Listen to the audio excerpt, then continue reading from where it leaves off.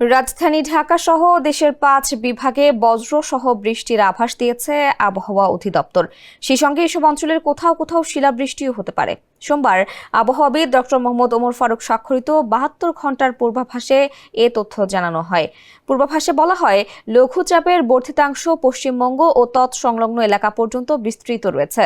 মৌসুমের স্বাভাবিক লঘুচাপ দক্ষিণ বঙ্গোপসাগরে অবস্থান করছে। এ অবস্থায় সোমবার রাজশাহী, ঢাকা, ময়মনসিংহ, খুলনা এবং সিলেট বিভাগের দু-এক জায়গায় ঝড়ো হাওয়া সহ বজ্রবৃষ্টি হতে পারে।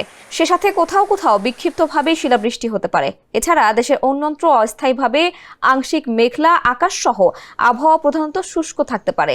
সারা দেশে দিন ও রাতের তাপমাত্রা প্রায় অপরিবর্তিত থাকতে পারে। ভিশনের ফুলঝুরি মেগা অফারে ফ্রিজ কিনলেই পাচ্ছেন 16 পিসের আকর্ষণীয় গিফট বক্স একদম ফ্রি। মঙ্গলবার ঢাকা, চট্টগ্রাম এবং সিলেট বিভাগের দু-এক জায়গায় ঝড়ো হাওয়া সহ বিদ্যুৎ চমকানো বজ্র সহ বৃষ্টি হতে পারে। সেই সাথে কোথাও কোথাও শিলাবৃষ্টি হতে পারে। বুধবার সিলেট বিভাগের দু-এক জায়গায় ঝড়ো হাওয়া সহ বিদ্যুৎ চমকানো বজ্র সহ বৃষ্টি হতে পারে।